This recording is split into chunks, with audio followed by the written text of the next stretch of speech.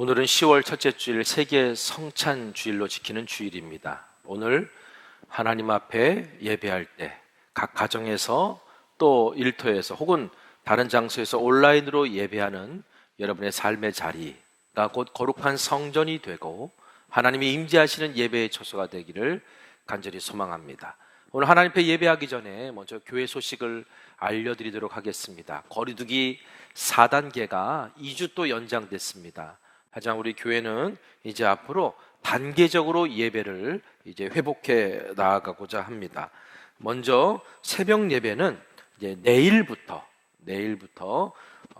대면 예배와 온라인 예배가 동시에 진행될 예정입니다. 주일 예배를 제외한 모든 예배는 이제 앞으로 차량 운행이 되오니 차량 운행 원하시는 분들은 교회로 연락 주시기 부탁드리겠습니다. 수요 예배와 금요 성령 집회는 수요 예배는 10월 13일, 또 금요 성령 집회는 10월 15일부터 대면 예배와 또 온라인 예배로 그렇게 병행하여 예배 드리게 됩니다. 우리가 수요일 예배를 오전 10시에 그동안 온라인 예배로 7시 반 이렇게 드렸었는데 이제 수요일 예배는 저녁 7시, 수요일 날 저녁 7시 30분 드려지고, 그리고 여러분 오전에 또 예배에 참여하길 원하시는 그 다음 날 같은 경우를 이용하셔서 수요 예배에 좀 동참해 주시면 감사드리겠습니다. 다음 주일은 우리 성전교회 창립 46주년을 기념하는 기념주일로 지킵니다. 그러면서 오후 2시 4부 예배 때는 특별히 성전 대수선 감사 및 장로 취임 헌신 예배를 드리고자 합니다. 거리두기 어떤 규제 때문에 우리 예배당 안에 참석하실 수 있는 분은 40분 정도, 그리고 우리 비전홀이라든가 세미나실 등에서 온라인으로 우리가 참여하실 수 있습니다. 여러분 기도해 주시고 또 함께해 주셔서 우리가 성전 대수선을 잘 마무리한 감사 예배를 하나 앞에 드리고 두 분 장로님의 취임식을 같이 축하해 주고 우리 모두 하나 앞에 헌신하는 마음으로 성전 대수선 감사 및 장로 취임 헌신 예배 우리가 함께 하나님 앞에 올려드리며 새로운 시작을 하는 그런 은혜의 시간들이 되기를 기도해 주시기를 부탁드립니다. 이를 위해서 내일부터 토요일까지 창립기념주일 특별 기도회, 주제는 다시는 목마르지 아니하리라 라고 하는 말씀을 주제로 여러분들과 함께 은혜를 좀 나누려고 합니다.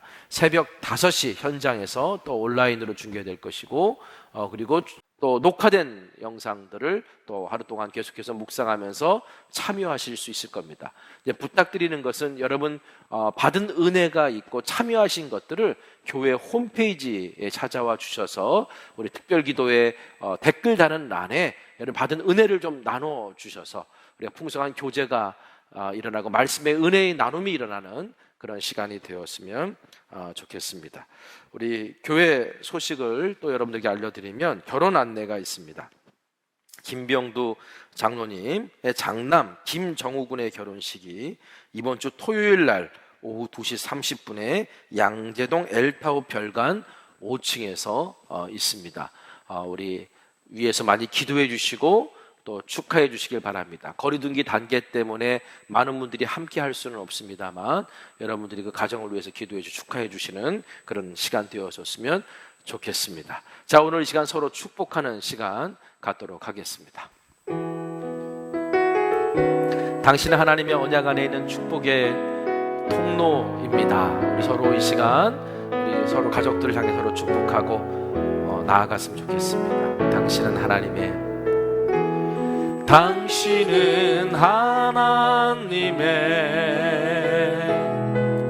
언약 안에 있는 축복의 통로,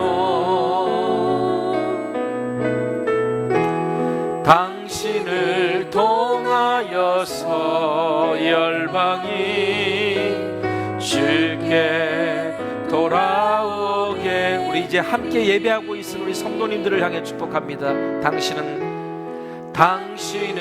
하나님의 언약 안에 있는 축복의 통로, 당신을 통하여서 열방이 주께 예배하게 되리. 우리가 방금 전 당신을 통해 열방의 주님께 예배하길 원한다라고 축복했습니다. 이건 하나님의 꿈이고 하나님의 비전이기도 합니다. 우리 모두가 그런 예배자로 나아가기를 소망합니다. 이를 위해서 우리가 하나님 앞에 그런 예배자로 서 있는지 주님 앞에 다시 기도하고 회개하는 마음으로 나아갔으면 좋겠습니다. 우리 다 같이 조용히 함께 기도했으면 좋겠습니다. 기도합니다. 이 시간 주님 앞에 나아가서 주님이 기뻐 받으실 예배자로 내가 서 있는지 하나님 앞에 다시 오늘 내 마음과 생각과 내 삶의 모습을 점검하고 주님 앞에 회개합니다. 온전히 우리가 나아가오니 오늘 예배를 통해서 하나님 인도하시고 함께하여 주시옵소서. 오거룩하신 아버지 하나님, 오늘도 하나님이 기뻐 받으시는 예배를 드리고 성령의 인도하심에 순종하는 예배 되기를 원합니다. 하나님 함께 하셔서 오늘 예배를 통해 영광과 찬송 받아 주옵소서. 모든 말씀 우리 구주 예수님의 이름으로 기도합니다. 아멘. 하나님은 영이십니다. 영이신 하나님께 영과 진리로 예배합시다.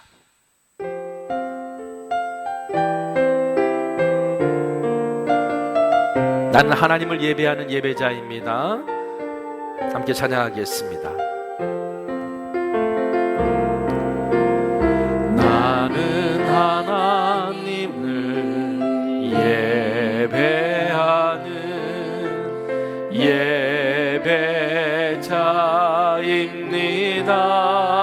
예배자입니다. 내가 서 있는 곳 어디서나 하나님을 예배합니다. 내 영혼 거룩한 은혜를 향하여 내 마음 완전한 하나님 향하여 이곳에서 바로 이 시간 하나님을 예배하. 이곳에서 바로 이 시간 이곳에서 바로 이 시간 하나님을 예배합니다.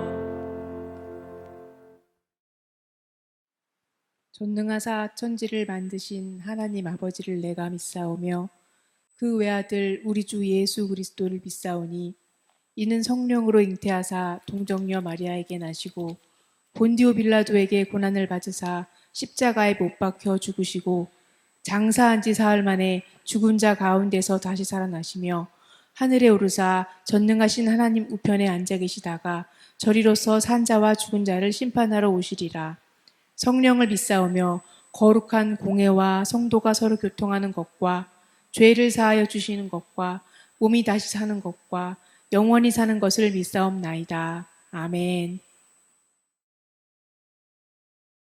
예수께서 이르시되 나는 생명의 떡이니 내게 오는 자는 결코 줄이지 아니할 터이요 나를 믿는 자는 영원히 목마르지 아니하리라.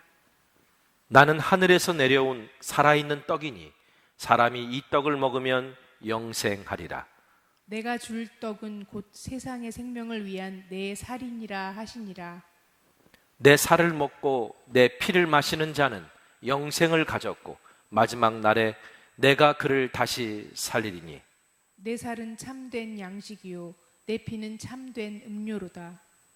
내 살을 먹고 내 피를 마시는 자는 내 안에 거하고 나도 그의 안에 거하나니 살아계신 아버지께서 나를 보내심에 내가 아버지로 말미암아 사는 것 같이 나를 먹는 그 사람도 나로 말미암아 살리라. 새 계명을 너희에게 주노니 서로 사랑하라. 내가 너희를 사랑한 것 같이 너희도 서로 사랑하라. 너희가 서로 사랑하면 이로써 모든 사람이 너희가 내 제자인 줄 알리라.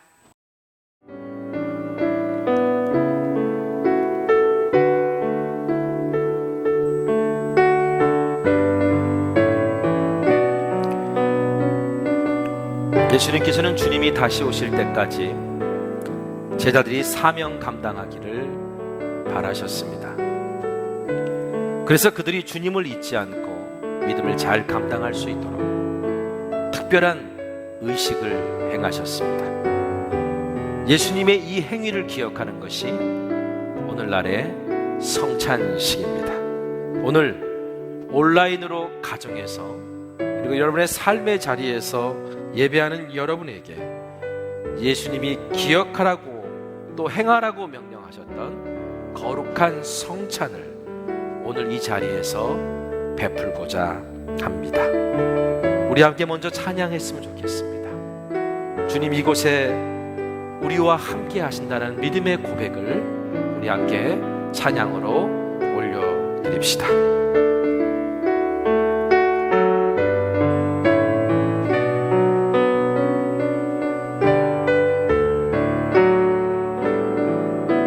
주님 이곳에 주님 이곳에 주님 이곳에 우리와 함께 하시네. 나의 몸과 마음 경배드리네. 주님 이곳에 계시네. 상한 심령을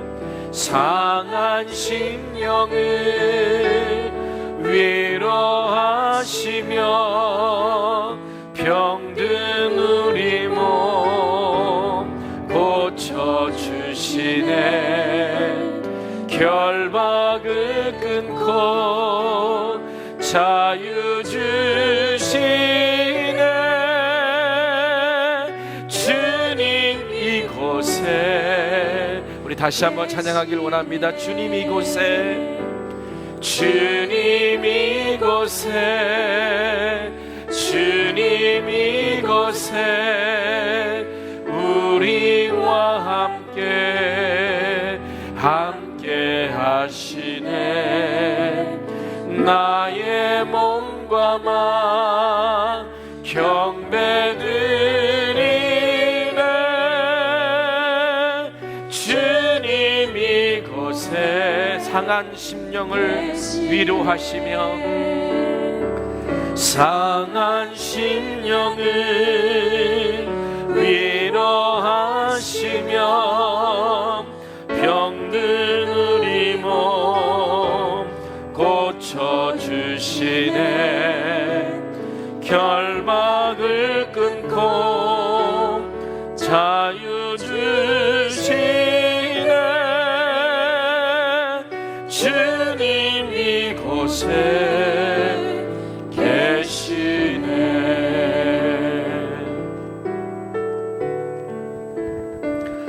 주님께서 자신의 몸을 내어주시던 밤 떡을 손에 드시고 감사 기도를 드리신 후에 떼어 제자들에게 주시면서 말씀하셨습니다. 받아 먹으라. 이는 너희를 위해 내어지는 나의 몸이니 받을 때마다 나를 기억하여라. 식후에 주님께서 잔을 드시고 감사 기도를 드리신 후에 제자들에게 돌리며 말씀하셨습니다. 이 잔을 마시라. 이는 죄의 사함을 얻게 하려고 많은 사람을 위해 흘린 새 언약의 피니 이를 행할 때마다 나를 기념하여라.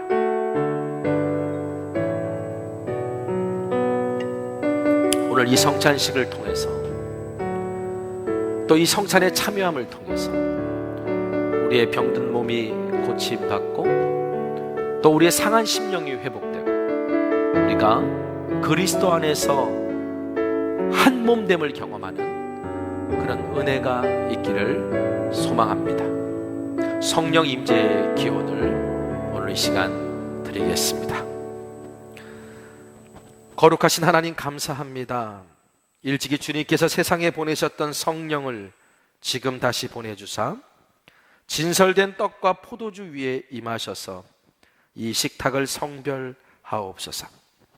또한 성령께서 여기 모인 우리 위에 함께하사 이 떡과 포도주로 영원한 생명의 양식이 되게 하시며 이를 먹고 마심으로 그리스도의 새로운 몸을 입어 세상을 변화시키는 능력이 되게 하옵소서. 우리 주 예수 그리스도의 이름으로 기도합니다. 아멘. 오늘 성찬을 분급하기 전에 우리 예수님께서 가르쳐 주신 기도가 있습니다. 이 기도를 먼저 드리고 우리 성찬을 분급하도록 하겠습니다. 주님이 가르쳐 주신 기도 드리도록 하겠습니다. 하늘에 계신 우리 아버지여, 이름이 거룩히 여김을 받으시오며 나라가 임하시오며 뜻이 하늘에서 이루어진 것 같이 땅에서도 이루어지이다. 오늘 우리에게 일용할 양식을 주시옵고 우리가 우리에게 죄 지은 자를 사하여 준 것 같이 우리 죄를 사하여 주시옵고 우리를 시험에 들게 하지 마시옵고 다만 악에서 구하시옵소서. 나라와 권세와 영광이 아버지께 영원히 있사옵나이다. 아멘. 오늘 여러분 준비하신 떡과 포도주 중에 먼저 떡을 손에 드시고 우리 함께 좀 회개하고 또 감사하는 마음으로 하나님 앞에 이 찬양을 올려드렸으면 좋겠습니다. 아버지 사랑합니다.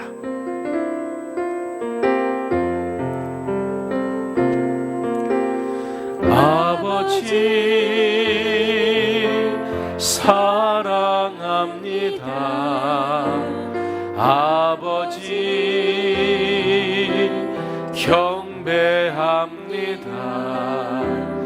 아버지 채워주소서. 당신의 사랑으로 예수님 사랑합니다. 예수님 경배합니다. 예수님 채워주소서. 당신의 사랑으로 성령님 사랑합니다. 성령님 사랑합니다. 성령님 경배합니다. 성령님 채워주소서. 당신의 능력으로. 오늘 제가 떡을 손에 드시고 잠시 회개 기도를 드리도록 하겠습니다. 그리고 이 떡을 먹고 또 그리스도의 피를 마심으로 오늘 내가 그리스도와 한 몸 되는 은혜의 경험을 할 뿐만 아니라 내 안에 상한 심령이 회복되고 우리 안에 아픈 육신이 고침받는 놀라운 하나님의 은혜도 경험하게 하여 주옵소서. 우리가 함께 다 같이 기도드리겠습니다.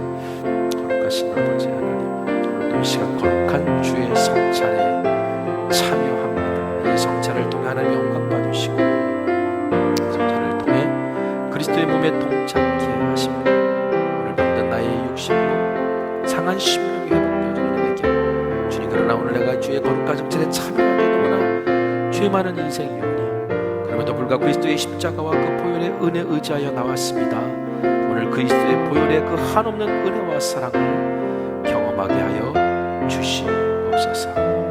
예수님의 이름으로 기도합니다. 여러분을 위해 주신 우리 주 예수 그리스도의 몸이 여러분을 영생에 이르도록 보호해 주십니다.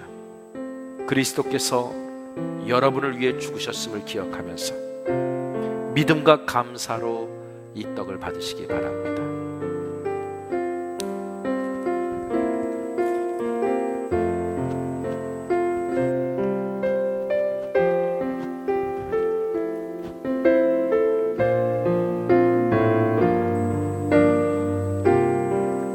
여러분을 위해 흘리신 우리 주 예수 그리스도의 피가 여러분을 영생에 이르도록 보호해 주십니다. 그리스도께서 여러분을 위해 흘리신 피를 기억하면서 믿음과 감사로 이 잔을 받으시기에 바랍니다. 바랍니다.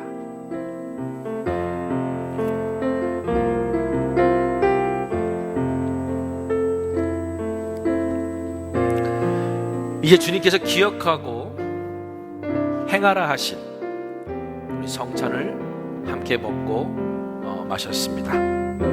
오늘 이 시간 다 함께 감사의 기도를 드리기를 원합니다. 우리를 위해 생명을 주시는 하나님 아버지, 이 거룩한 신비에 감사드리오며 성령의 능력 안에서 새 사람 되어 하나님의 나라가 이 땅 위에 임할 때까지 그리스도의 일꾼으로 살게 하여 주옵소서. 우리 주 예수 그리스도의 이름으로 기도합니다. 아멘. 자, 오늘 우리에게 주시는 하나님의 말씀은 베드로전서 2장 3절에서 5절에 있는 말씀입니다. 너희가 주의 인자하심을 맛보았으면 그리하라. 사람에게는 버림바가 되었으나 하나님께는 택하심을 입은 보배로운 산돌이신 예수께 나아가 너희도 산돌같이 신령한 집으로 세워지고 예수 그리스도로 말미암아 하나님이 기쁘게 받으실 신령한 제사를 드릴 거룩한 제사장이 될지니라. 아멘. 자, 오늘은 베드로전서를 통해 배우는 제자도, 세상에 이웃 삼고 싶은 그리스도인 7번째 시간입니다. 지난주에 제자도란 생명의 말씀을 밝히는 삶이다 라고 말씀드렸습니다. 자, 예수님 말씀하신 대로 그리스도인들이 세상에 빛이 되는 삶을 살려면 하나님의 말씀에 순종하는 거룩한 삶으로 생명의 말씀을 밝혀야 합니다. 이것이 세상에 빛이 되는 삶을 사는 것입니다. 자, 그러기 위해서는요, 첫 번째로 예수님 닮지 않은 것을 버려야 된다 그랬고요. 두 번째로 예수님을 본받고자 갓난아기같이 신령한 젖을 사모해야 된다. 즉 하나님의 말씀을 사모해야 된다라고 말씀드렸습니다. 자, 1절부터 3절 말씀을 읽어보겠습니다. 그러므로 모든 악독과 모든 기만과 외식과 시기와 모든 비방하는 말을 버리고 갓난아기들 같이 순전하고 신령한 젖을 사모하라. 이는 그로 말미암아 너희로 구원에 이르도록 자라게 하려 함이라. 너희가 주의 인자하심을 맛보았으면 그리하라. 자, 베드로의 말처럼 주의 인자하심을 맛본 사람이라면 마땅히 이렇게 해야 된다라고 하는 겁니다. 자, 여러분, 내가 누군가에게 뭔가를 알게 하려면 그냥 말로 설명에는 한계가 있잖아요. 보여주고 만져주게 하는 것도 방법이지만 가장 확실한 것은 맛보게 하는 거예요. 뜨거운 맛이든 매운 맛이든 맛을 보여주는 것만큼 무엇인가를 알게 하는데 확실한 것이 없습니다. 즉 맛을 보게 한다는 말은 직접 경험하게 한다는 거예요. 내가 직접 경험하게 하는 것이 무언가를 설명하고 알게 하는 가장 확실한 방법이라는 거예요. 제가 이제 부목사 시절 때 교회 학교에서 요청이 왔어요. 유치부 설교를 좀 해달라고. 그 당시 유치부 설교는 이제 본문은 정해져 있어요. 주제도 정해져 있어요. 그러니까 이제 거기에 10분 정도 그 본문과 주제에 맞춰서 아이들에게 이제 말씀을 전하면 되는 거였어요. 저는 유치부 설교를 이제 해본 적이 없었습니다. 유치부, 유아부 뭐 이렇게 맡아본 적이 없었기 때문에 부담이 좀 있었는데, 그래도 이제 목사니까 설교 부탁이 왔으니 거절할 수는 없잖아요. 그래서 이제 본문이 뭐냐 그랬더니 이제 너희는 세상의 소금이다. 뭐 마태복음 5장 13절의 말씀 가지고 말씀을 전해달라고 그게 조금 쉬운 본문이라 좀 안도를 했어요. 그래서 이제 당일날 설교 준비를 해가지고 유치부실에 갔습니다. 뭐 율동하고 찬양하고 이제 사회 보는 선생님이 오늘은 김인조 목사님 오셔서 말씀 전해주실 거예요라고 이제 소개해서 제가 단상 위에 섰습니다. 그리고 이제 말씀을 준비했으니까 이제 준비한 대로 이제 설교를 이어가려고 아이들에게 물었어요. 얘들아, 소금이 뭔지 알지? 저는 아이들이 당연히 소금이 뭔지 알 줄 알았어요. 그런데 애들에게 나오는 대답은 몰라요 그러는 거예요. 순간 당황했습니다. 아이들이 소금이 뭔 줄 안다고 대답을 해야 예수님께서 너희는 세상의 소금이니 라고 말씀하신 것으로 말씀을 전할 수 있는데, 소금이 뭔지 모르는 아이들에게 어떻게 너희는 소금이다 라고 하는 말을 전할 수 있겠어요? 제가 이제 갑작스럽게 애들이 그렇게 반응이 오니까 당황했고요. 제게 주어진 설교 시간 10분 내내 말씀은 제대로 전하지 못하고 소금이 뭔지를 말로 설명하다가 시간을 다 흘려보내고 결국 흐지부지 설교를 마쳤던 흑역사, 안 좋은 기억이 제게 있어요. 제가 집에 돌아와서 이제 아내에게 이 이야기를 해줬습니다. 그랬더니 아내가 이렇게 말하는 거야. 아, 여보, 아이들한테 설교할 때는 소금을 들고 갔어야지. 그래서 직접 맛보게 해줬으면 됐잖아. 맞습니다. 여러분, 아내 말처럼 아이들에게는 소금을 좀 보여주고 한번 맛 좀 볼래? 라고 소금을 맛보게 한다면 소금이 뭔지 설명하려고 그렇게 10분 내내 땀을 삐질삐질 흘려가면서 준비한 설교도 제대로 못하지 못하고 망치지는 않았을 거예요. 여러분, 마찬가지로요, 우리가 하나님을 알지 못하고 예수를 믿지 못하는 사람에게 복음을 전하는데 여러분, 그 사람들이 복음이 뭔지 모르잖아요. 모든 사람을 구원하는 하나님의 능력인 복음을 믿게 하려면 복음이 뭔지 말로만이 아니라 삶으로 보여줘야 되고 맛보게 해주는 것이 복음을 믿게 하는 가장 확실한 방법이라는 겁니다. 저는 이러한 모습이 바로 세상이 이웃 삼고 싶은 그리스도인이 되는 방법 중에 하나라고 생각해요. 예수님께서는 그래서 제자들에게 너희는 세상의 소금이다 라고 말씀하신 이유가 바로 여기에 있는 거예요. 여러분, 소금이 뭐예요? 소금은 맛을 내고 부패를 방지하는 목적으로 쓰입니다. 지금은 소금은 흔합니다만 예수님 당시에는 소금이 귀했어요. 그러니까 로마 병사들이 받는 월급을 소금으로 줄 정도로. 그래서 로마 병사들에게 주는 월급을 뭐라고 셀라리움이라고 불렀습니다. 그냥 직역하면 소금 값이라는 뜻이에요. 그러니까 소금을 사기 위해 군인들에게 주는 돈이다 라는 뜻, 셀라리움. 이 셀라리움이 영어로 셀러리가 된 거예요. 월급 봉급이 됐다는 얘기예요. 여러분, 이만큼 예수님 당시에 소금은 귀했어요. 그러니까 예수님께서 너희는 세상의 소금이니 라고 말씀하신 것은 세상의 소금이 되는 제자도의 실천이 그리스도인들에게 얼마나 중요하고 그리스도인들의 가치를 드러내는 것인지를 가르치시고자 하는 목적도 있었던 겁니다.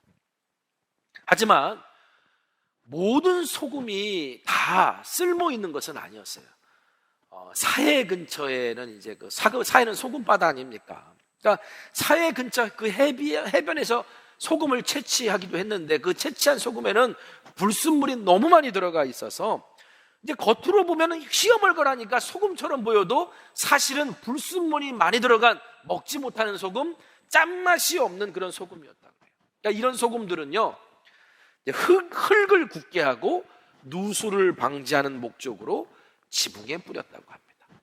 유대인들의 집은 우리처럼 이렇게 기와가 있는 지붕이 아니라 평평한 옥상 같은 그런 평평한, 거기서 아이들이 놀기도 하고 사람들이 모여서 집회 장소로도 쓰였던 것이 그 지붕이기 때문에 그 지붕에다가 그 소금을 뿌려놨다. 그래서 마태복음 5장 13절에 너희는 세상의 소금이니 소금이 만일 그 맛을 잃으면 무엇으로 짜게 하리요? 후에는 아무 쓸데없어 다만 밖에 버려져 사람에게 밟힐 뿐이라. 짠맛을 잃은 불순물이 많이 들어간 소금은 사람에게 그냥 밟히는 존재가 된다는 거예요. 여러분, 그러므로 너희는 세상의 소금이다 라고 예수님께서 제자들에게 이렇게 말씀하신 목적은 불순물이 많이 포함되어 짠맛을 잃은 소금이 아무 쓸모 없듯이 세상 풍조에 미혹되어서 예수님을 따르는 제자도를 실천하지 않는 그리스도인들은 세상에서 어떤 영향력도 행사할 수 없는 무익한 존재가 된다는 말씀을 해주신 거예요. 여러분, 우리가 살고 있는 세상이 많이 부패하고 썩어져 가고 있습니다. 여러 가지 이유가 있겠죠. 그리고 누구 탓이다, 무슨 정치인들 탓이다, 아니면 무슨 경제인들 탓이다, 막 이렇게 말할 수 있을지 모르겠지만, 여러분, 그리스도인 된 우리의 자세가 뭐냐면, 우리를 보고 주님께서 세상의 소금이라고 말씀하셨는데, 혹시 우리가 짠맛을 잃었기 때문에 세상에 이렇게 부패하고 썩어가고 있는 것은 아닌지 스스로에게 물어야 된다는 거예요. 왜냐하면 소금은요, 짠맛을 내는 것뿐만 아니라 부패 방지용으로도 쓰이기 때문에 여러분, 제자도는요, 세상의 소금이 되는 삶이에요. 유럽이 프랑스 대혁명 등을 비롯해서 온갖 피해 혁명으로 얼룩졌을 때 동시대의 영국은 감리교회 창시자였던 요한 웨슬리 목사님을 통해 피해 혁명이 아니라 그리스도의 보혈의 혁명이 일어났어요. 복음의 혁명이 일어나서 개인의 성화뿐만 아니라 사회의 성화까지, 어떤 사회가 거룩하게 되어지는 그런 성화까지 일어났고, 그로 인해서 영국 사회가 피해 혁명의 어떤 그 파도를 피해서 성장할 수 있었다라는 그런 이야기가 있습니다. 여러분, 우리가 구원에 이르도록 우리 스스로가 자라가는 이 개인의 성화는요, 하나님 나라를 이 땅에 세워가는 사회의 성화까지 이어져야 완성되는 거예요. 이것이 바로 세상의 소금이 되는 제자의 삶이라고 말할 수 있습니다. 세상에 빛이 되는 동력이 하나님의 말씀이듯이요, 마찬가지로 세상에 짬만 나게 하고 세상을 부패하기를 막게 하는 소금 되는 것도 하나님의 말씀을 통해 이루어집니다. 하나님의 말씀은 한 사람의 개인을 거룩하게 할 뿐만 아니라 말씀으로 거룩하게 된 하나님의 백성을 통해 세상도 거룩하게 변화시킬 수 있음을 여러분 믿으시길 바랍니다. 성경 곳곳에 그런 이야기들이 많이 있고, 교회사를 통해서 또 우리는 그런 많은 일들을 접하고 경험할 수 있습니다. 특별히 오늘은 느헤미야서 8장 9장의 말씀을 통해 이 사실을 좀 확인해 보고 싶어요. 느헤미야 8장을 보면요, 느헤미야가 무너진 성벽을 다시 재건하고 불에 탄 성문을 다시 달고 난 이후에 이스라엘 백성들이 성전 수문 앞에 모여서 학사 에스라에게 하나님의 말씀을 읽어달라고, 들려달라고 요청합니다. 여러분, 이제 의외의 일이에요. 이스라엘 백성들이 하나님 말씀 듣길 바랍니다라고 모여들었다는 것 자체가 정말 의외의 일이에요. 어떻게 이스라엘 백성들이 하나님의 말씀에 대한 사모함이 생겼을까? 여러분, 수십 년 동안 불에 탄 성벽과 무너진 성벽을 재건하지를 못했어요. 그것 때문에 예루살렘에 살고 있던 이스라엘 백성들이 엄청난 괴로움을 겪었습니다. 그런데 그런 일 때문에 동포가 괴로움을 당하고 있고 그들의 삶이 말도 아니라는 그런 이야기를 전해들은 이 느헤미야가, 당신은 술 맡은 관원장이었죠, 그것 때문에 하나님의 어떤 부르심, 이것이 하나님이 나를 향한 부르심이구나, 사명을 발견하고 총독으로 부임하게 됩니다. 그리고서 수십 년 동안 하지 못했던 그 일을 52일 만에 해내는 기적을 만들어내요. 자, 이 사건은요, 이스라엘 백성들뿐만 아니라 성벽 재건을 회방했던 대적들과 주변의 이방 족속들까지 이거는 하나님이 하신 일이라고 인정할 수밖에 없는 그런 기적이었어요. 느헤미야서 6장 16절 말씀 보니까, 우리의 모든 대적과 주위에 있는 이방 족속들이 이를 듣고 다 두려워하여 크게 낙담하였으니 그들이 우리 하나님께서 이 역사를 이루신 것을 알미니라. 여러분, 제가 지난주에 이런 말씀 드렸어요. 표적의 진정한 의미는 맞는 방향으로 가고 있다는 표지판과도 같은 것이다. 제가 지난주에 여러분 이렇게 말씀드렸던 거 기억납니까? 그러니까 52일 만에 성벽을 재건하는 이 놀라운 기적 같은 것은 그냥 거기서 끝나는 것이 아니라, 하나님이 이런 기적을 주신 것은 지금 너희들이 가고자 하는 방향이 바로 맞다라고 하는 표지판과도 같은 것이었다라는 거예요. 그래서 이스라엘 백성들이요, 그 표적을 맛보고 올바른 방향을 선택합니다. 뭐냐? 하나님의 말씀을 더 알기를 원하는 사모함이 그들 마음에 생겼다라는 거예요. 우리가 어떤 기적을 체험하고 은혜를 체험하면 그것으로 끝나는 것이 아니라 그 은혜와 기적을 행하신 하나님을 더 알고자 하는 사모함이 있어야 되고, 그 하나님께 가까이 나아가서 자라가는 신앙생활을 해야 된다는 거예요. 그래서 이스라엘 백성이 학사 에스라에게 찾아와서 하나님의 말씀을 들려달라고 요청한 겁니다. 여러분, 이처럼 주의 인자하심을 맛봤으면 갓난 아기들처럼 신령하고 순전한 젖을 사모해서 구원에 이르도록 자라가는 삶으로 나아가야 되는 거예요. 그래서 이 에스라가요, 이제 성전 수문 앞에 광장에 단상을 만들고, 특별한 단상을 만들고 이제 모여든 이스라엘 백성들을 향해 하나님의 말씀을 읽어 주었습니다. 당연히 모세의 율법, 하나님의 말씀은 히브리어로 되어 있습니다. 그런데 당시 이스라엘 자손들은 오랫동안 포로 생활하고 뭐 이렇게 여차저차했기 때문에 히브리어를 모르는 사람이 많았어요.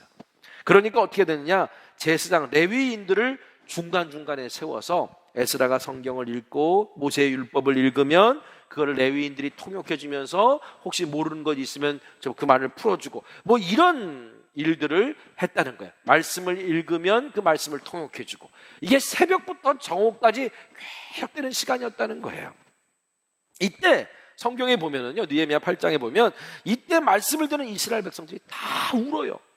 다 울어요. 여러분, 왜 울었겠습니까? 하나님의 말씀을 들었는데 그 말씀을 그제서야 듣고 그 말씀이 마음속에 들어와서 막 역사한 거예요. 이때 그들이 얼마나 슬피 울었든지 에스라나 느헤미야나 거기 있는 제사장이나 레위인들이 나서서, 야, 오늘은 주의 성일이니 슬퍼하지 마라, 울지 마라, 타이를 정도로 그들이 울기 시작한 거예요. 이것저것 울기 시작한 거예요. 여러분, 말씀의 부흥이 예루살렘에 임한 겁니다.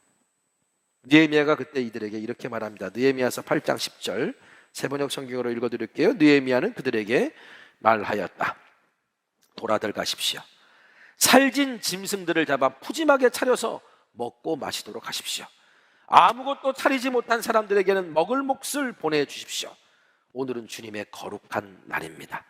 주님 앞에서 기뻐하면 힘이 생기는 법이니 슬퍼하지들 마십시오. 자, 느헤미야가 한 말은요, 결국 너희들 말씀을 통해 회개하고 뭔가 받은 은혜가 있느냐, 그 은혜를 여러분의 삶으로 돌아가 적용하고 실천하라고 가르친 거예요. 그래서 말씀을 깨달은 이스라엘 백성들이 느헤미야의 말에 순종해서 그대로 행합니다. 느헤미야서 8장 12절 말씀, 모든 백성은 배운 바를 밝히 깨달았으므로 돌아가서 먹고 마시며 없는 사람들에겐 먹을 것을 나누어 주면서 크게 기뻐하였다. 말씀을 듣는 것으로 그치는 것이 아니라, 말씀 듣고 깨달은 것으로 그친 것이 아니라, 깨달은 것을 가지고 어떻게 해요? 삶에서 적용하고 나눴다는 거죠. 자, 그런데 여기서 끝나지 않았어요. 시편 119편 103절 말씀 보니까 주의 말씀의 맛이 내게 어찌 그리 단지요 내 입에 꿀보다 더 다니이다 그랬잖아요. 여러분, 시편 기자의 고백처럼 꿀보다 더 단 하나님의 말씀을 맛보게 되니까 이제는 성경을 읽는데 그냥 읽는 게 아니라 기도하는 마음으로 읽고 순종하는 마음으로 읽게 된 거예요. 그래서 그 다음날 되었을 때요, 백성들의 대표가 제사장들과 레위인들과 함께 에스라를 찾아옵니다. 왜 찾아왔냐면 하나님의 말씀을 더 알기 원합니다. 그러면서 에스라가 그들에게 말씀을 풀어주는데, 그 에스라가 말씀을 전하는, 읽어주는 그 말씀에 초막절 기간에, 초막절은 수장절이라고도 하고 장막절이라고 합니다. 오늘날에 우리로 따지면 추수감사절이에요. 그 초막절 기간에는 이스라엘이 광야에 있었을 때를 기억하며 초막을 지으라라는 말씀을 발견하고 그들이 말씀을 주목하게 돼요. 여러분, 우리가 큐티하다 보면 어떤 한 절 말씀이 내 마음에 팍 와닿을 때가 있잖아요. 그러니까 이스라엘 백성들도 지금 에스라가 들려주는 하나님의 말씀을 듣다가, 아, 초막절 기간에는 초막을 지어야 된다. 광야에서 이스라엘 백성들이 광야에서 초막을 짓고 하나님 앞에 그렇게 했듯이 초막을 지어야 된다는 그 말을 듣고 그 백성들의 대표들이 이스라엘 백성들을 수문학 광장으로 다 모여들게 합니다. 그리고 성경에 기록된 대로 수문학 광장에 초막을 지어요. 그리고 에스라는 그 초막절 그 축제 기간 7일 동안 하나님의 말씀을 그들에게 들려줍니다. 그리고 8일째 되는 날 성회를 열어요. 그래서 성경은 그날의 성회를, 성경 이날의 일을 이렇게 묘사합니다. 느헤미야서 8장 17절에 사로잡혔다가 돌아온 모든 사람이 초막을 세우고 거기에 머물렀다. 눈의 아들 여호수아 때로부터 그날까지 이렇게 축제를 즐긴 일이 없었으므로 이스라엘 자손은 크게 즐거워하였다. 초막절을 지금 여러 역사가 있는데 여호수아 때부터 시작해서 지금 초막절을 지켰는데 그 중에 이때만큼 그렇게 즐겁고 기쁘게 초막절을 지켰던 적이 없었다. 여러분, 다윗 때도 그렇게 못했다는 거예요. 솔로몬 때도 그렇게 못했다는 거예요. 이때만큼 초막절을 즐겁게 지킨 적이 없었다는 거예요. 야, 말씀의 부흥의 결과예요. 우리 교회도 매년 추수감사주일을 앞두고 올해는 추수감사절을 11월 셋째 주, 우리가 추수감사절 보통 교회들이 지키는 그 주간에 드리게 되는데요, 추수감사주일을 앞두고 공동체 성경 읽기, 초막절 성경통독 기도회를 우리가 수년 동안 가져왔습니다. 자, 이 공동체 성경 읽기의 배경이 사실은 느헤미야서 8장에 있는 이야기이기 때문이에요.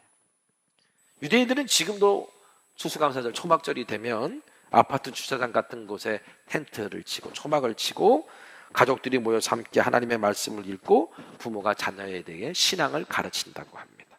여러분, 우리 교회도 그래서 초막절 성경 통독 기간에는요, 그냥 혼자서 성경 읽는 게 아니라 가족, 속회, 선교회, 사역팀들이 들어와서 공동체가 함께 초막을 재현한 공간에서 한 성경을 돌아가면서 낭독하고 말씀의 은혜를 알고 기도하는 성경 읽기를 몇 년 동안 해왔어요. 그리고 그날 통독한 성경을 추수감사절이 되면, 그때 통독한 성경을 추수감사절이 되면 봉헌해서 여기 이제 강단에 바치는 겁니다.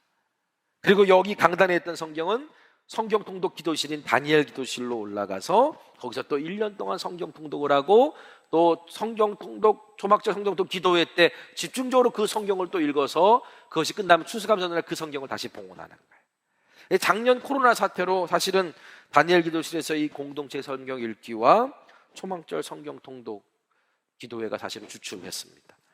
또 지금까지도 계속되는 코로나 때문에 올해도 사실은 이게 쉽게 열 수 있는 상황은 아닙니다만, 그래서 올해는 제가 광고 시간에 말씀드렸던 것처럼 오랜 성전 대수선 공사를 마무리하고 감사 예배를 드리는 그 교회 창립 기념 주일 주간에 그 13일 수요일부터 11월 셋째 주 21일 추수감사주일까지 40일 동안 우리가 이제 다니엘 기도실 그 현장과 연계해서 줌으로 성경 통독 기도회를 이제 열려고 합니다. 자세한 방법과 내용은 여러분들에게 이제 안내해 드릴 테니까 속회에서, 가정에서, 또 가정이, 또 어떤 선교회가, 또 뭐 선교팀이, 뭐 사역팀들이 좀 함께 모여서 이 공동체 성경 읽기에 여러분 동참해 주시기를 부탁드리겠습니다. 그리고 정말 올해 드려지는 이 공동체 성경 읽기가 성전 벽을 재건하고 수문해서 하나님의 말씀을 듣고 거기서 은혜 받고 감동받아서 그래서 다시 정말 하나님의 말씀에 입각하여 초막절을 지켰을 때 유례 없는 초막절을 지켰다라고 하는 그런 성경의 기록이 있는 것처럼, 여러분, 우리 올해 드려지는 우리 초막절 성경 통독 기도회가 우리 성천교회 안에 유례 없는 하나님의 은혜, 말씀의 역사가 쏟아지는 그런 은혜가 있기를 간절히 소망합니다. 자, 그런데 여러분, 느헤미야 9장에 보면 말씀의 부흥이 일어난 그 결과로 이제 한 보름 정도 지났는데 엄청난 회개 운동이 일어나요. 그리고 말씀으로 삶을 돌이키고 사회를 성화시키는 그런 운동이 시작됩니다. 여러분, 포로 귀환한 이스라엘 백성들은 이런 생각을 가지고 있었어요. 처음에는 성전만 다시 짓고 성전 예배만 회복되면 이스라엘이 회복되고 부흥할 줄 알았던 거예요. 그런데 그렇지 않았습니다. 오죽했으면 페르시아 왕이었던 그 아닥사스다 왕이 학사 에스라를 예루살렘에 보내면서 이스라엘 백성에게 하나님의 율법을 가르쳐라, 그리고 그 율법대로 살게 하라고 명령했을까요? 심지어 율법을 아는 사람들을 재판관으로 세워서 하나님의 명령과 왕의 명령을 지키지 않은 사람에게는 사형을 내려도 좋고 재산을 몰수해도 좋다라고 하는 명령까지 내렸을까요? 아닥사스다 왕이 생각했을 때는요, 자신의 어떤 조언자였던 학사 에스라가 아닥사스다 왕에게 하나님 말씀을 가르치고 전했을 거 아닙니까? 그 에스라의 가르침대로라면, 하나님께서 명령하신 대로 살면 문제될 것이 아무것도 없을 거라고 생각했던 거예요. 그런데 어떻게 이스라엘 백성들이 하나님의 말씀을 몰라, 하나님이 어떻게 살라고 명령하신 것도 모르고 그렇게 엉망진창 살아가고 있는 모습을 보고 아닥사스다 왕이 한심했던 거예요. 그래서 학사 에스라를 보내, 야, 네가 나에게 가르친 율법을 저들에게 가르쳐 그대로 살게 하라 라고 말했던 겁니다. 여러분, 이방의 왕이었던 아닥사스다가 이렇게 말했던 것은 하나님의 백성인 이스라엘의 입장에서 보면 정말 부끄럽고 수치스러운 일인 거예요. 마치 세상 사람들이 교인들을 향해, 그리스도인들을 향해, 야, 성경에 기록된 말씀대로 이게 너무나 좋은 말씀이고 이렇게 살면 이 세상이 정말 좋고 행복하겠네, 근데 너희들은 왜 이 말씀을 몰라? 왜 이 말씀대로 살지 않아? 라고, 이 말씀대로 제발 살아줘 라고 부탁하는 것과 똑같은 거예요. 실제로 에스라가 예루살렘에 도착해서 봤더니 기가 찹니다. 성경에 보면 에스라가요, 자기 옷을 찢고 속옷도 찢고 자기 수염도 뜯어요. 그리고 저녁 예배 드리기 전까지 넋놓고 앉아 있다가 제사장이니까 예배는 드려야 되잖아요. 저녁 예배 시간이 되었을 때 예배 드리러 나가서 주님 앞에 무릎 꿇고 손을 들고 이렇게 기도합니다. 스가랴서 9장 6절 에스라 9장 6절 말씀입니다. 하나님, 너무나도 부끄럽고 낯이 뜨거워서 하나님 앞에서 차마 얼굴을 들 수 없습니다. 우리가 지은 죄는 우리 스스로가 감당할 수 없을 만큼 불어났고 우리가 저지른 잘못은 하늘까지 닿았습니다. 여러분, 우리가 이 이야기를 통해 깨달아야 될 게 뭡니까? 성전 예배 중심의 삶이 우리를 거룩하게 하는 게 아니라 우리 자신이 성전이 되고자 할 때 우리가 거룩하게 된다는 거예요. 무슨 말이냐면 성전에서 드리는 예배로 우리가 끝나면 안 되고 우리 몸을 산제물로 드리는 삶, 영적 예배를 드리는 삶으로 나아가야 된다는 거예요. 그래서 로마서 12장 1절에 사도 바울은 그러므로 형제들아 내가 하나님의 자비하심으로 너희를 권하노니 너희 몸을 하나님이 기뻐하시는 거룩한 산제물로 드리라. 이는 너희가 드릴 영적 예배니라. 거룩한 산제물로 드리라는 말은 삶이 곧 예배가 되어야 된다라는 말이에요. 그래서 사도 바울은 또 우리에게 이런 말을 합니다. 당신들이 성전입니다. 고린도서 3장 16절 17절에 여러분은 하나님의 성전이며 하나님의 성령이 여러분 안에 거하신다는 것을 알지 못합니까? 누구든지 하나님의 성전을 파괴하면 하나님께서도 그 사람을 멸하실 것입니다. 하나님의 성전은 거룩합니다. 여러분은 하나님의 성전입니다. 그러므로 여러분, 교회 다니는 인생이 아니라 교회가 되는 인생이 되기를 간절히 축원합니다. 교회 다니지 말고 교회가 되십시오. 베드로의 말처럼 주의 인자하심을 맛보았다면 구원에 이르도록 잘할 뿐만 아니라 교회가 되는 믿음 생활을 해야 되는 거예요. 그래서 베드로는 본문에서 그리스도인을 산돌이 되시는 그리스도를 머릿돌 삼아서 신령한 집으로 세워져가는 산돌들이라고 묘사합니다. 좀 어렵죠? 4절 말씀 보겠습니다. 사람에게는 버림바가 되었으나 하나님께는 택하심을 입은 보배로운 산돌이신 예수께 나아가. 산돌이란 말이 뭐냐면 살아있는 돌이라는 거예요. 자, 제가 이 말씀은 다음 주에 더 자세하게 설명드리겠지만, 자, 베드로는요, 이제 건물이 지어질 때 단단한 기초 위에 머릿돌을 시작으로 돌들이 쌓아지면서 건물로 지어지듯이 성도가 구원에 이르고자 자라려면 혼자서가 아니라 교회의 기초고 머릿돌 되시는 그리스도를 중심으로 성도들이 함께 신령한 집이 되어가는 것, 이거를 교회라고 보았어요. 여러분, 돌로 집을 지을 때 채석장에서 돌을 캐거나 산에 있는 돌을 가져다가 정으로 다져서 집을 짓기도 합니다. 그런데 보통은 어떻게 짓느냐? 오래된 집이 허물었잖아요. 그 허물어진 집의 돌들을 꺼내다가 그 돌들을 새로운 머릿돌을 기준으로 해서 다듬어서 집을 지었어요. 그러니까 그 돌은요, 옛 집에 있었을 때는 뭐 문제될 게 없었어요. 그런데 새로운 집을 세워지는 데 쓰임 받으려니까 내 모습이 새로운 집에 맞지 않아. 그러니까 돌로 다듬어야 된다는 거예요. 머릿돌을 중심으로 새로운 집에 맞도록 돌로 다듬어서 쌓아야 됐다는 얘기입니다. 여러분, 구원에 이르도록 자라가는 그리스도인이 신령한 집이 되어져가는 산돌들이 되었다는 것은요, 그리스도인 한 사람 한 사람 하나님께서 세워져가는 신령한 집을 위해 다듬어져야 되는, 그리스도를 본받고자 버릴 건 버리고 배울 건 배우고 옛 성품은 버리고 옛사람의 옷은 벗어버리며 뭐 이렇게 다듬어줘야 되는 돌들 중에 하나다라는 걸 우리에게 말해주는 거예요. 여러분, 우리가 공동체를 세워나갈 때 이 신앙 공동체의 머릿돌은 누구십니까? 그리스도시잖아요. 그렇죠? 근데 여러분, 우리가 머릿돌이 될 수가 없어요. 근데 우리가 나도 모르는 사이에 내가 머릿돌이 되려고 막 그러고, 우리는 그냥 신령한 집을 세워가는 돌들 중에 하나일 뿐인데 내가 그 신령한 집 자체가 되려고 할 때가 있습니다. 여러분, 우리는 그냥 그 돌들 중에 하나라는 걸 인정해야 돼요. 그래서 베드로가 이렇게 말합니다. 4절 5절 말씀 보니까 산돌이신 예수께 나아가 너희도 산돌같이 신령한 집으로 세워지고, 산돌같이 신령한 집으로 세워지고.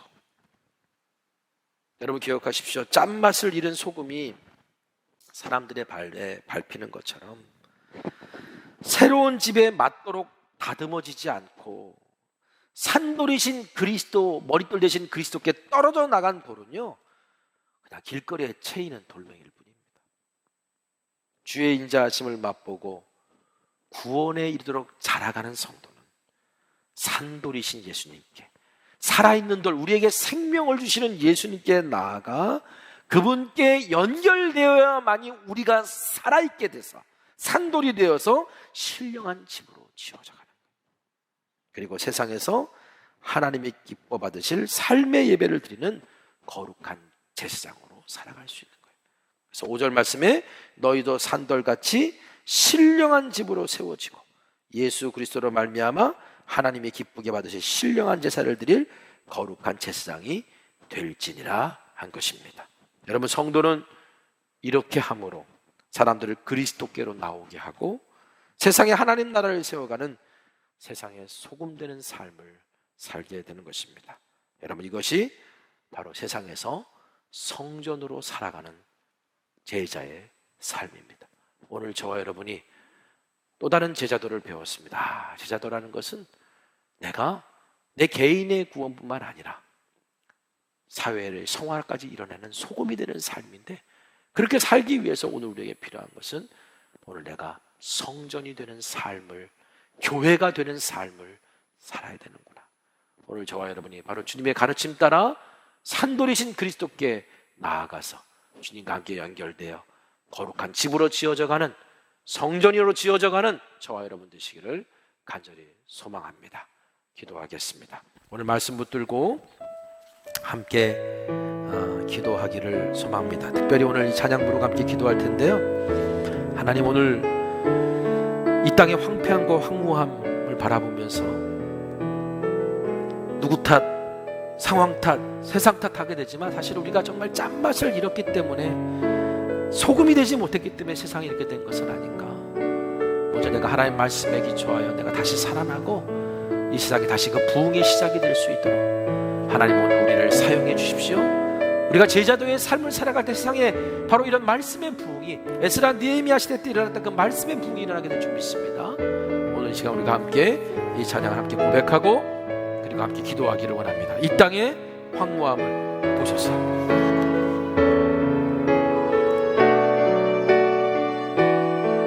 이 땅의 황무함을 보소서. 이 땅의 황무함을 보소서. 하늘의 하나님, 공유를 베푸시는 주여, 우리의 죄악 용서하소서. 이 땅 고쳐 주소서. 이제 우리 모두 하나 되어 이 땅에 무너진 기초를 다시 쌓을 때 우리의 우상들을 태우신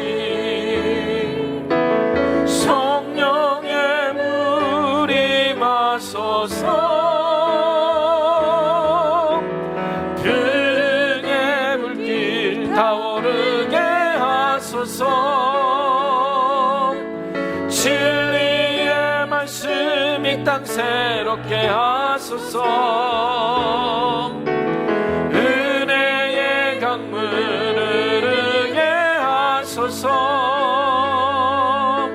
성령의 바람 이제 불어와 주의 영광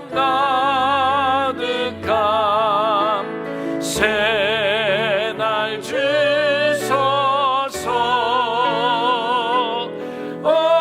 주님 나라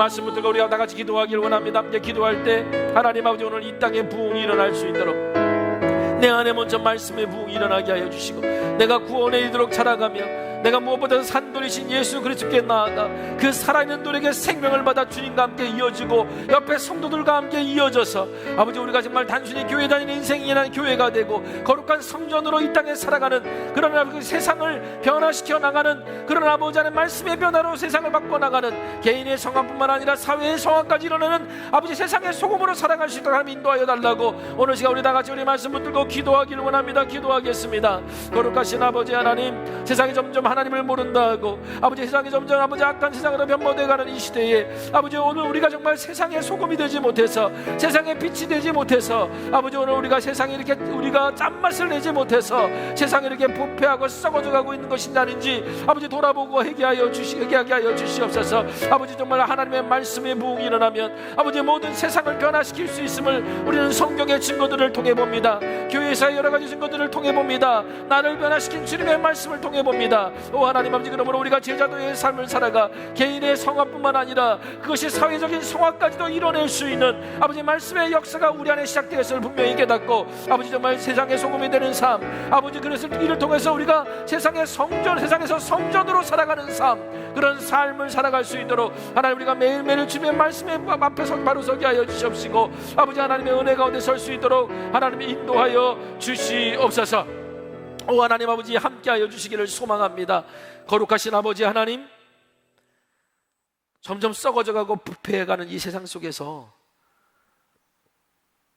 정치 탓, 경제 탓, 문화 탓, 여러 가지 탓하며 우리가 살아가지만 정작 우리가 짠맛 내는 소금이 되지 못한 탓은 아닌지 깨달아 아는 아버지, 그런 지혜를 우리에게 더하여 주시옵시고, 그리고 무엇보다도 우리가 더 이상 성전 예배 중심의 삶으로 끝나는 것이 아니라 성전이 되어가는 삶을 곧 예배로 만들어가는 성화의 삶을 통해 개인의 성화뿐만 아니라 사회의 성화까지도 이루어내는 제자도의 삶을 살아갈 수 있도록 하나님, 성령님 인도하시고 도와주시옵소서. 오늘도 예배하는 주의 자녀들을 기억하옵소서. 그들의 삶의 여러 가지 도전과 문제 앞에서 갈등하고 아파하고 외로워하고 힘들어하고 병든 육신 때문에 고통받는 이들 가운데 오주님 함께하여 주시옵시고, 우리의 모든 것을 아시고 모든 삶의 답이 되시는 주님께서 주의 말씀에 순종하여 나아가고자 할 때 빛을 비춰주시고, 주님의 보혈의 능력으로 말미암아 우리의 상한 마음과 병든 육신을 고쳐주시옵시고, 그리고 무엇보다도 세상을 감동시킬 수 있는 말씀의 사람으로 우뚝 설 수 있도록 날마다 구원에 이르도록 자라게 인도하여 주시옵소서. 내일부터 다시는 목마르지 아니하려는 주제로 장립기념주일 특별기도회가 시작됩니다. 오 하나님, 코로나 전국으로 인해 영적으로 메마르고 목마른 이 시대에 우리가 어디에서 진정한 우리의 영혼의 갈증을 채울 수 있는지를 분명히 다시 깨닫고, 오늘 목마르지 않은 생명의 물을 허락하시는 주님 앞에 다시 서는 은혜와 결단이 이번 한 주간 동안 일어날 수 있도록 축복하여 주시옵소서. 드려진 귀한 예물 하나님 기뻐 받아 주시옵고, 오 하나님, 하나님께서 우리의 모든 삶에 세밀하게 주관하고 계심을 날마다 깨달아 하는 은혜가 있게 하옵소서. 지금은 우리 주 예수 그리스도의 크신 은혜와 하나님 아버지의 무한하신 사랑하심과 성령님의 감화감동 역사 충만 교통 내주하심의 은혜와 은총이 교회에 다니는 것으로 끝나지 않고 교회가 되며 성전 예배의 중심의 삶이 아니라 이제는 성전이 되어가는 삶을 통해 하나님께 나아가기를 원하는 주의 자녀들을 위해 지금부터 영원토록 함께하여 주시옵기를 우리 구주 예수님의 이름으로 축원합니다. 아멘.